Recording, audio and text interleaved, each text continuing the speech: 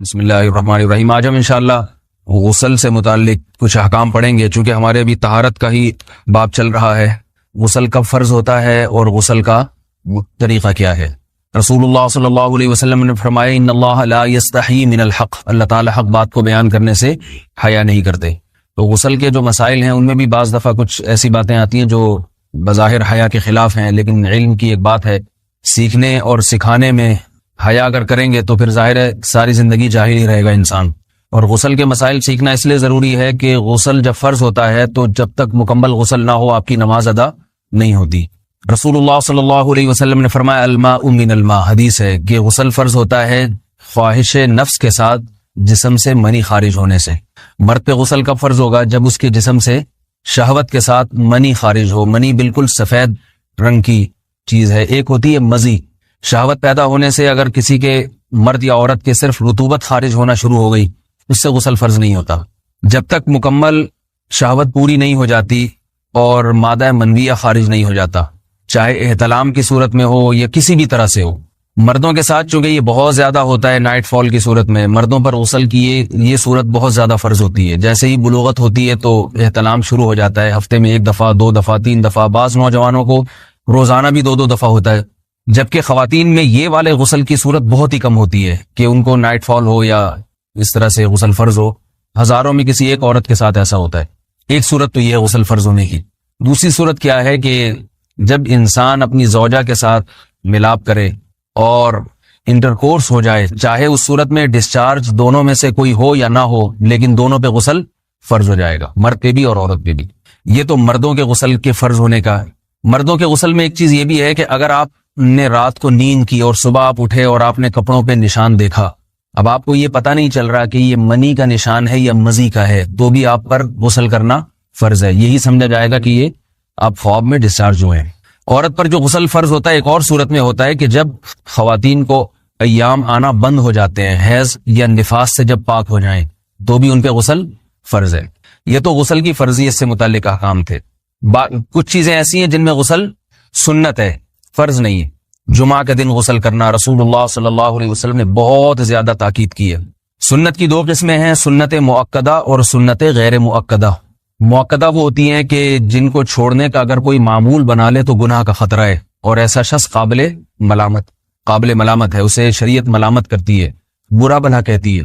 تو غسل سنت مؤکدہ ہے، ہفتے میں 1 مرتبہ، چاہے جمعے کے دن ہو یا کسی بھی دن ہو۔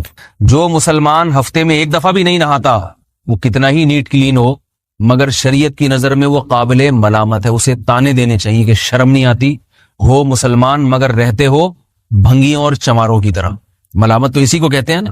اس کی دلیل رسول اللہ صلی اللہ علیہ وسلم نے فرمایا، صحیح حدیث ہے، حق علی کل مسلم ان یغتسل کل اسبوع مرۃ، کہ ہر مسلمان پر لازم ہے کہ وہ ہفتے میں کم از کم 1 مرتبہ غسل کرے۔ ہر مسلمان پر لازم ہے، چاہے اس پہ غسل فرض نہ بھی ہو۔ اور کس دن بہتر ہے؟ جمعہ کے دن۔ نبی صلی اللہ علیہ وسلم نے حکم دیا ہے کہ جمعے کے دن غسل کیا جائے۔ امام احمد ابن حنبل کا مذہب یہ ہے کہ جمعے کے دن غسل کرنا واجب ہے، صرف سنت نہیں ہے بلکہ واجب ہے، لیکن جمہور کا مذہب یہ ہے کہ سنت عمل ہے۔ غیر مسلم جب اسلام قبول کرتا ہے تو اس وقت بھی اس کے لیے غسل کرنا سنت ہے۔ جب ہم مردے کو نہلاتے ہیں تو جو مردے کو نہلائے اس کے لیے بھی خود غسل کرنا افضل ہے، سنت عمل ہے۔ عید کے دن غسل کرنا سنت عمل ہے۔ تو یہ وہ تمام مواقع ہیں جن میں غسل کرنا رسول اللہ صلی اللہ علیہ وسلم کی سنت ہے۔ غسل کا طریقہ کیا ہے؟ غسل میں 3 چیزیں فرض ہیں، منہ بھر کے قلی کرنا، ناک میں پانی ڈالنا کہ ناک کی جو نرم جگہ ہے یہ اچھی طرح تر ہو جائے، اور پورے جسم پہ 1 مرتبہ پانی بہا دینا کہ جسم میں بال کے برابر جگہ بھی خشک نہ رہے۔ یہ تو ہے فرض، یعنی یہ کام کسی نے کسی بھی طرح سے کر لیا تو غسل ادا ہو جائے گا، چاہے اس کی نیت غسل کی تھی یا نہیں تھی۔ کوئی آدمی چلتا ہوا جا رہا ہے، پھسل کے تالاب میں گر گیا، پورے غوطے کھا کے باہر نکلا، قلی کر لے اور ناک میں پانی ڈال لے تو غسل اس کا ادا ہو جائے گا۔ البتہ چونکہ نیت نہیں تھی لہذا غسل کا ثواب نہیں ملے گا، ثواب نیت کے بغیر نہیں ملتا انسان۔ دلائل اس کے الگ موضوع ہے کہ اس کی دلیل کیا ہے کہ بغیر نیت کے بھی غسل ہو جاتا ہے، لیکن میں نے بتایا دلائل کا سیشن نہیں ہے، اس میں پھر بات لمبی ہو جائے گی۔ تو یہ تو ہے فرض، پورے جسم پہ پانی بہانا، کلی اور ناک میں پانی۔ سنت طریقہ کیا ہے؟ رسول اللہ صلی اللہ علیہ وسلم غسل کیسے کرتے تھے؟ سنت طریقہ جس پہ جو اختیار کرنا چاہیے وہ طریقہ یہ ہے کہ جب آپ غسل کے لیے بیٹھیں تو سب سے پہلے وہ جگہ دھوئیں جہاں نجاست اور ناپاکی لگی ہوئی ہے. نائٹ فال ہوا, کسی کو احتلام ہوا, تو جہاں جہاں گندگی لگی ہے پہلے اس جگہ کو دھوئیں. استنجا کریں, شرمگاہ کو دھوئیں اچھی طرح. سمجھ رہے ہیں بات کو؟ اس کے بعد ہاتھ دھوئیں اور مکمل وضو کریں جیسے ہم عام حالات میں وضو کرتے ہیں. مکمل وضو کرنے کے بعد دائیں کندھے پہ پانی ڈالا, لیفٹ سائڈ پہ پانی ڈالا. پہلے زمانے میں تو چلو سے غسل ہوتا تھا, ہاتھ دھو لیے تو اب چلو سے پانی لے کے یہاں ڈالا جا رہا ہے, چلو سے پانی لے کے یہاں ڈالا جا رہا ہے, پورے جسم پہ ملا جا رہا ہے, اور چلو سے پانی لے کے 3 دفعہ سر پہ ڈالا جا رہا ہے. تو آج کل چلو ولو تو ہے نہیں, شاور کے نیچے جا کے کھڑے ہو جاتے ہیں. تو اس میں یہ کہ شاور کھولیں, اس میں کھڑے ہو جائیں, سارے چلو اس میں خود بخود ہی ہو جائیں گے, پورے جسم پہ پانی بہ جائے گا. نبی صلی اللہ علیہ وسلم کے دور میں یہ جدید چیزیں نہیں تھیں, شیمپو اور صابن. تو آپ صلی اللہ علیہ وسلم بیری کے پتوں سے غسل کی ترغیب دیا کرتے تھے. بیری کے پتوں کو اگر پانی میں پکایا جائے تو پانی میں میل کچیل صاف کرنے کی صلاحیت بہت بڑھ جاتی ہے. ہمارے زمانے میں اس تکلف کی ضرورت نہیں ہے, صابن ملتے ہیں اس سے نہایا کریں. بہرحال کہنے کا مقصد یہ آپ لوگوں سے, تو یہ سنت طریقے سے غسل ہو جائے گا آپ کا. سمجھ رہے ہیں بات کو؟ سب سے پہلے استنجا کیا, اس کے بعد وضو کر لیا, اس کے بعد غسل کر لیا. اگر کسی نے غسل میں وضو نہیں کیا اور ویسے ہی پورے جسم پہ پانی بہا دیا تو بھی اس کا وضو خود بخود ہو جائے گا. اس غسل سے وہ نماز پڑھ سکتا ہے, کیونکہ بعض لوگ غسل کرنے کے بعد دوبارہ وضو کر رہے ہوتے ہیں. اس کی ضرورت نہیں ہے, کیونکہ جب غسل کرتے ہیں تو وضو والے اعضاء تو خود بخود اس میں دھل جاتے ہیں. یہ ہے غسل کا طریقہ. وضو کیسے ٹوٹتا ہے؟ جن چیزوں سے غسل فرض ہوتا ہے ان چیزوں سے وضو تو بہرحال ٹوٹتا ہی ہے. اس کے علاوہ بھی وضو ٹوٹتا ہے. اس سے پچھلے لیکچر میں نے کچھ تفصیل بتائی تھی کہ نجاست جسم سے کہیں سے بھی خارج ہو جائے یا نجاست نکل کے بہہ پڑے. اگر قضائے حاجت کی جگہوں سے نجاست خارج ہوئی ہے تو نظر بھی آ جائے وضو ٹوٹ جائے گا, اور قضائے حاجت کے علاوہ جگہوں سے اگر نجاست خارج ہوئی ہے, خون وغیرہ ہے جیسے, تو جب تک نکل کے بہے گا نہیں تو اس وقت تک وضو نہیں ٹوٹے گا. سمجھ رہے ہیں بات کو؟ وضو کا طریقہ کیا ہے؟ سب سے پہلے دونوں ہاتھوں کو دھویا جائے, 3 دفعہ کلی کی جائے, مسواک کی جائے, 3 دفعہ ناک میں پانی ڈالا جائے. پھر پورے چہرے کو, پیشانی, یہ جو ہے جہاں سے پیشانی ہماری شروع ہو رہی ہے اور تھوڑی کے نیچے, تھوڑی جہاں ختم ہو رہی ہے, اور ایک کان کی لو سے دوسرے کان کی لو تک 4 اعضاء ہیں وضو میں دھونا فرض ہیں. 1 چہرہ, نمبر 2 بازو, نمبر 3 سر کا مسا, چوتھائی سر, اور نمبر 4 پاؤں کو دھونا. اس کی دلیل قرآن مجید کی مشہور آیت ہے فَاغْسِلُوا وُجُوهَكُمْ وَأَيْدِيَكُمْ إِلَى الْمَرَافِقِ. اللہ فرماتے ہیں ایمان والو, جب نماز کا ارادہ ہو تو اپنے چہروں کو اور اپنے ہاتھوں کو دھو, سر کا مسا کرو اور پاؤں کو ٹخنوں سمیت دھو. دھونے کا حکم ہے قرآن مجید میں. البتہ سر کے بارے میں یہ نہیں ہے پورے سر کا مسا کرو, بلکہ آ رہا ہے وَامْسَحُوا بِرُؤُوسِكُمْ. با کا لفظ ہے, با آتی ہے تبعیض کے لیے کہ سر کے بعض حصے کا مسا. اب بعض حصے کا قرآن حدیث میں کہیں تذکرہ نہیں ہے, تو اس میں فقہاء کرام کے اجتہادات ہیں. امام شافعی فرماتے ہیں تھوڑا سا بھی ٹچ کر لیا سر کو ہو جائے گا. امام ابو حنیفہ فرماتے ہیں نہیں, کم از کم 1/4 کا ہونا ضروری ہے. سب کے اپنے اپنے دلائل ہیں, ان دلائل میں نہیں جاتا. فقہ حنفی کو جو فالو کرنے والے ہیں تو ان کو چاہیے کم از کم 1/4 سر کا مسا, یہ فرض ہونے کے لیے ضروری. مگر سنت کیا ہے؟ پورے سر کا مسا. نبی صلی اللہ علیہ وسلم دونوں ہاتھوں کو بھگو کے پورے سر کا مسا کرتے تھے ایسے. سمجھ رہے بات کو؟ اور مسا کے جو یہ ٹیکنیکل طریقے ہیں کہ آپ یوں پہلے انگلی بنائیں, پھر یوں لے کر جائیں, پھر یوں گھما کے لائیں, پھر یوں, یہ ٹیکنیکل طریقے حدیث سے ثابت نہیں. مسا کا طریقہ کیا ہے؟ بھیگا ہوا ہاتھ لے کے ایسے پورے سر کو ہو گیا.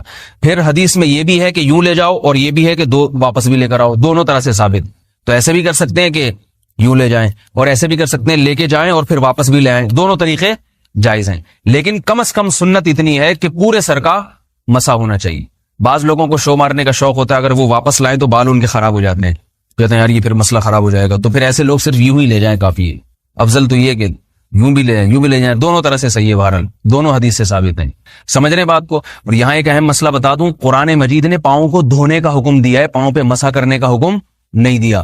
اور حدیث میں خفین پر مسا کرنے کا حکم ہے.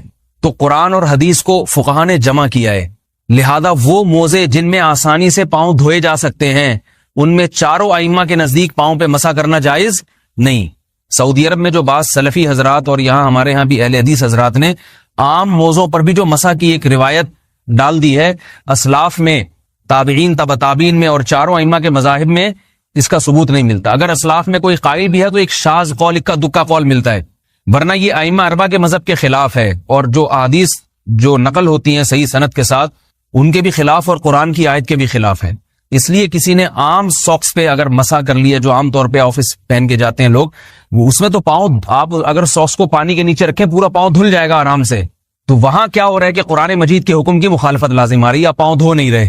تو اس لیے ہم یہ سمجھتے ہیں کہ اس صورت میں نماز ادا نہیں ہوگی. سعودی عرب میں بعض سلفی حضرات نماز پڑھاتے ہیں، وہ ایسے ہی کرتے ہیں کہ عام ساکس پہ مسا کر کے نماز پڑھا لیتے ہیں.